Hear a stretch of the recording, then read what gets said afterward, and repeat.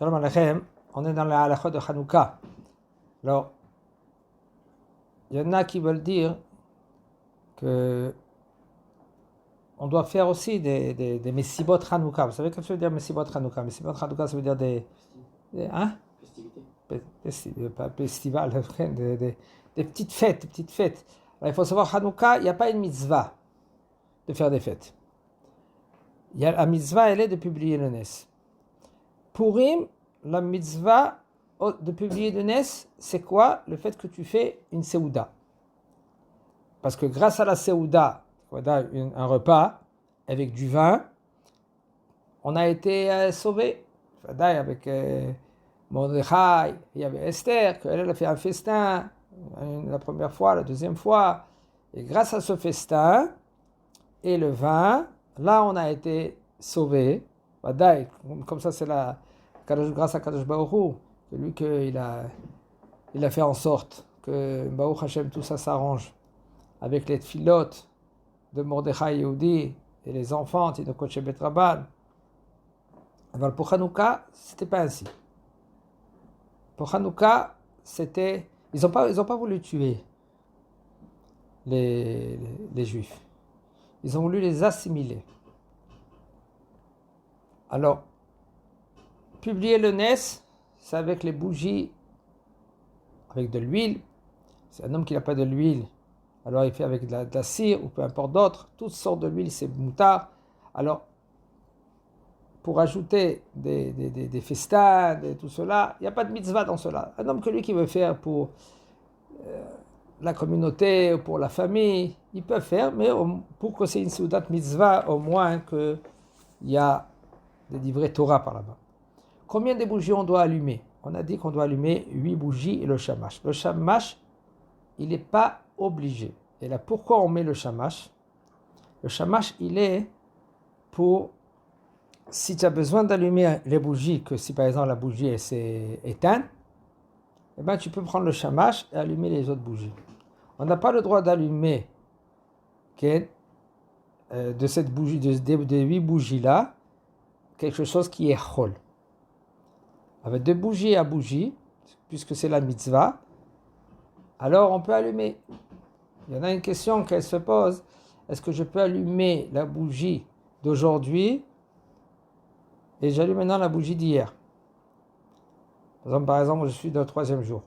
J'ai allumé la première bougie. C'est le 3e bougie, d'accord? Et après, je vais allumer maintenant le 2e et le 1er. Alors, est-ce que je peux prendre maintenant cette bougie-là et allumer les autres? Oui ou non?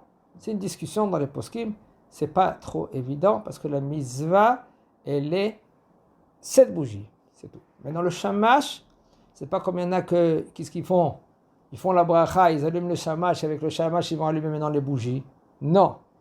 Il faut allumer le shamash. Et après que tu as allumé le shamash, là, tu fais la bracha. Et c'est par exemple pas de quelqu'un que lui qui allume le shamash, qu'il allume avec le shamash les autres bougies. Alors, qu'est-ce qu'il doit faire? Il doit en premier allumer le shamash, il prend le shamash dans la main, on parle de bougie, il fait la bracha et il allume la bougie d'aujourd'hui. Et après il continue d'hier et d'avant-hier. Mais non, il n'a pas le droit de faire la bracha, allumer le shamash et après allumer les autres bougies. Non, il allume la bougie d'aujourd'hui, et après les autres bougies, et à la fin, le shamash. Alors pourquoi j'ai besoin du shamash? J'ai besoin du shamash pour que si par exemple la lumière s'est éteinte, alors je ne profite pas maintenant des bougies. J'ai le shamash qui l'éclaircit aussi, alors c'est considéré comme j'utilise le shamash et pas les autres bougies. Mais sinon, combien de bougies on doit allumer? 8 bougies. Et le shamash il n'est pas considéré.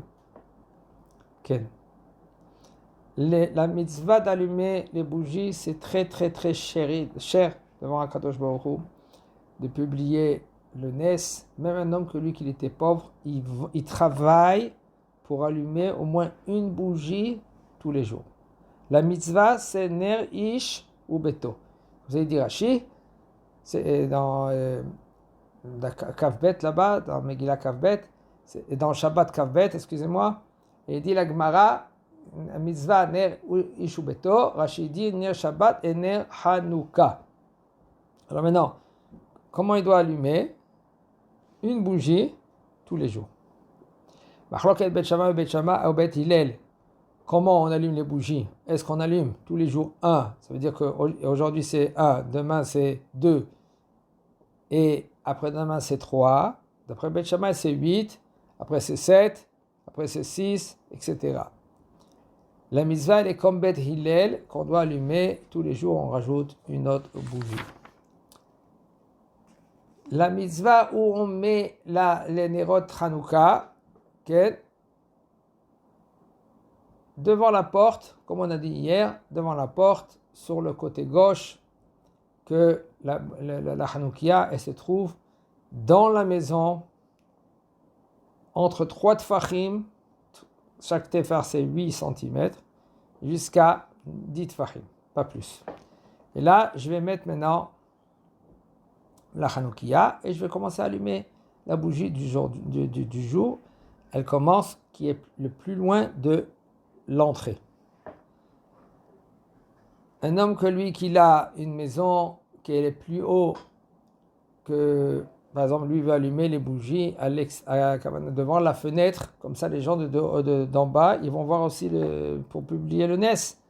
Si maintenant il est plus que 3e étage, alors ça ne sert à rien maintenant parce que les gens ils vont pas, c'est plus que 20 amot. Alors comme ça on va dire. Alors, puisque c'est plus que 20 amot d'en bas de dehors, alors maintenant ça ne sert à rien que tu mets maintenant ta Hanoukia que les gens ils vont voir de dehors. Alors tu mets sur ta table et puis c'est bon. Ou tu mets à l'entrée comme on a dit dans la maison. Maintenant un homme que lui il dit écoute, peu importe, je veux la mettre maintenant devant la fenêtre. Comme ça il y en a des gens en face. Il y a des appartements qui sont en face aussi. Et en face, ils peuvent voir aussi. Moi, j'ai mes Hanoukia, je suis au 4e étage, 5e étage. Les gens d'en bas, ils ne vont pas voir parce que je ne suis pas rendu quitte. Mais je mets dans la maison, mais je me rends quitte. Moi et ma femme et mes enfants de la Hanoukia. Et aussi, il y a des gens qui sont en face. Là, ils voient la Hanoukia. Là, c'est bon. D'accord? Ok. Alors la bracha, il y a 3 brachot.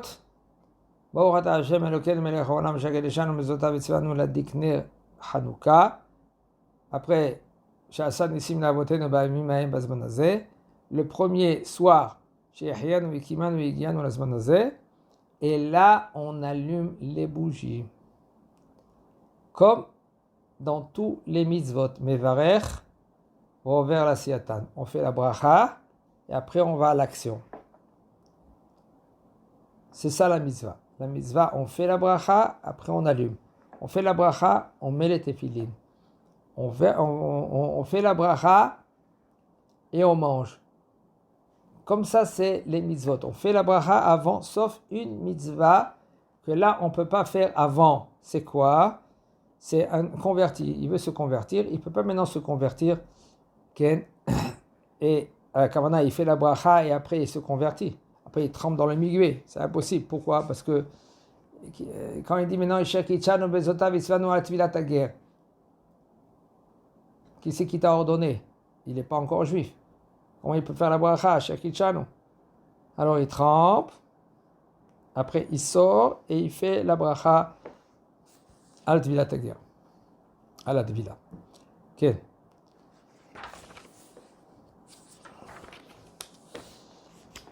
Le temps d'allumage des bougies, pas moins qu'une demi-heure.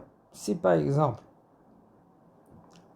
un homme, lui, il a une bougie, et il faut faire très attention à cela, en premier, de vérifier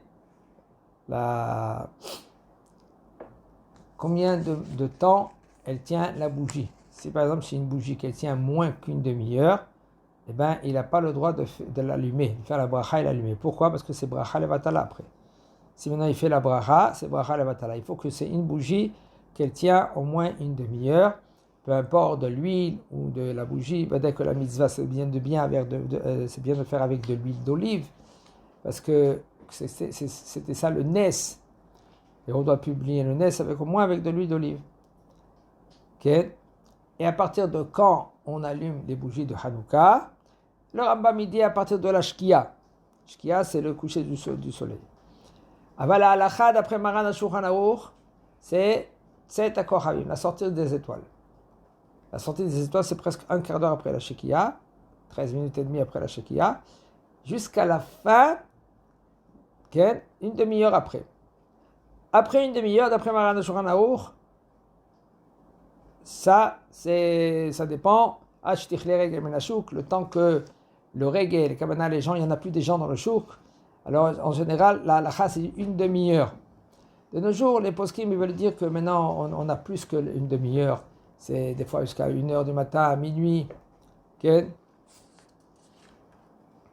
Alors, c'est faisable d'allumer même très tard. Si un homme, lui, quand il rentre, par exemple, très tard à la maison et puis et les gens, ils dorment, alors c'est bien de réveiller quelqu'un que il sera avec lui. Si maintenant un homme, il n'a pas beaucoup de l'huile, il a pour allumer tous les jours au moins une bougie. Alors la mitzvah, elle est, tu allumes une bougie et puis c'est tout. C'est-à-dire que si tu ne peux pas faire de l'huile, deux bougies de l'huile, deux bougies avec de la cire, ou tout en cire, ou tout avec de l'huile. La veille de Shabbat, comment on doit faire? En général, la veille de Shabbat, on fait mincha avant, et quand on va allumer les bougies un quart d'heure avant la shkia, alors on va faire en sorte qu'il y a suffisamment de l'huile pour que ça va rester allumé une demi-heure après la sortie des étoiles. On va faire on va expliquer un peu le Inyan, comment ça marche. Arrête, en général, tous les Shabbats, on va 20 minutes avant la Tfila, avant la Shkia. La femme, elle allume les bougies de Shabbat. Là, elle va allumer un quart d'heure avant le Shabbat, avant la Shkia. Qu'est-ce qu'il doit faire? Le mari va allumer la bougie de Hanouka, et elle, dès qu'il a fini d'allumer la première bougie, elle va faire la bracha et allumer les bougies de Shabbat. Maintenant, un quart d'heure avant la Shkia. Un quart d'heure après la Shkia. Là, c'est la sortie des étoiles. Ça fait une demi-heure. Et là, maintenant, à partir des sorties des étoiles, c'est là commence la mitzvah. Elle doit rester au moins une demi-heure allumée. Ça veut dire en tout, quand l'huile allume, il faut qu'il y ait suffisamment de l'huile pour une heure. Je parle en Eretz. En route, c'est pas très évident parce que ça dépend combien c'est la sortie, quand est-ce la sortie des étoiles. Il faut faire en sorte que après la sortie des étoiles, la bougie, elle va rester allumée une demi-heure. C'est ça la mitzvah. Un homme que la bougie, elle reste pas une demi-heure, c'est dommage, il n'est pas rendu quitte. On verra, que Kavta en zakoukla, si maintenant elle s'est éteinte, lui il est allumé avec toutes les conditions. Ça veut dire quoi avec toutes les conditions? Il faut savoir que la bougie de Hanouka, elle est censée être dans un endroit où il n'y a pas de vent, pas de courant d'air. S'il y a du vent, il y a du courant d'air, et c'est éteint, il y en a qui veulent dire que même si elle ne s'est pas éteinte, parce que tu sais que le courant d'air il est très très fréquent ici, et le bonhomme il se met devant là pour pas qu'elle s'éteigne, tu n'as pas le droit d'allumer là-bas.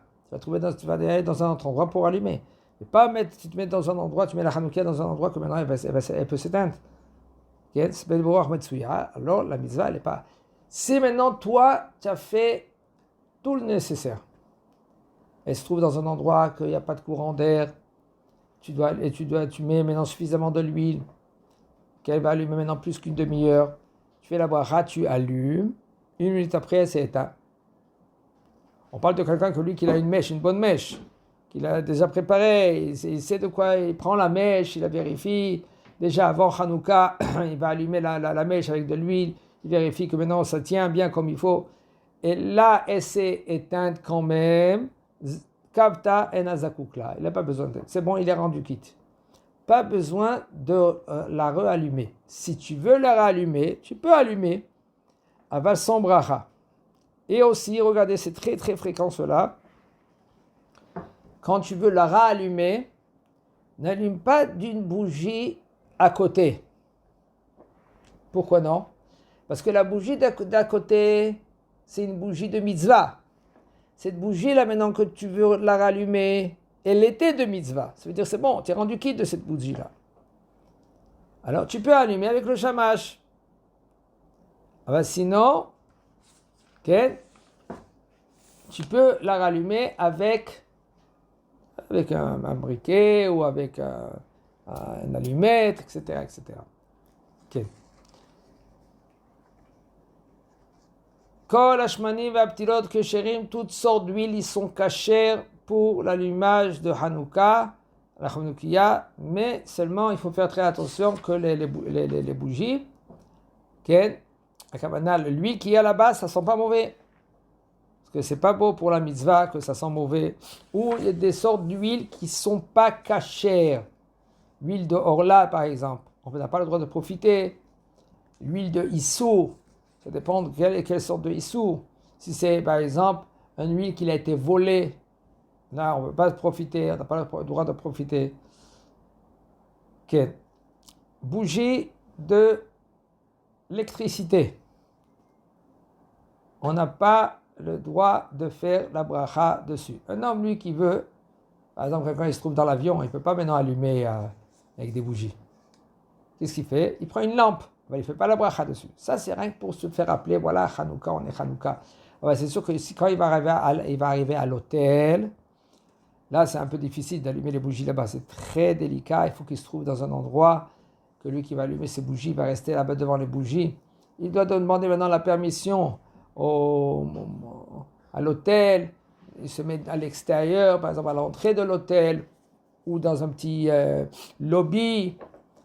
Que tout cela qui veut s'associer avec lui, il s'associe avec un peu de l'huile, 2 shekels, et puis ils allument là-bas les bougies de Hanouka, ils se rendent quitte tout le monde. Et c'est sûr qu'on n'a pas le droit d'allumer les bougies de Hanouka dans la maison, dans la chambre. Okay. Comme j'ai dit tout à l'heure, au niveau de le shamash, il est hol, considéré hol, total. Hol, ça veut dire qu'on n'a pas le droit d'allumer d'une bougie de Hanouka le shamash. Le shamash, il est complètement hol. Madlikim ne Hanouka mine Hanouka samochlo. Tu peux allumer une autre bougie de Hanouka avec une autre bougie de Hanouka, mais pas de la bougie de Hanouka à la O shamash chazak ou baruch.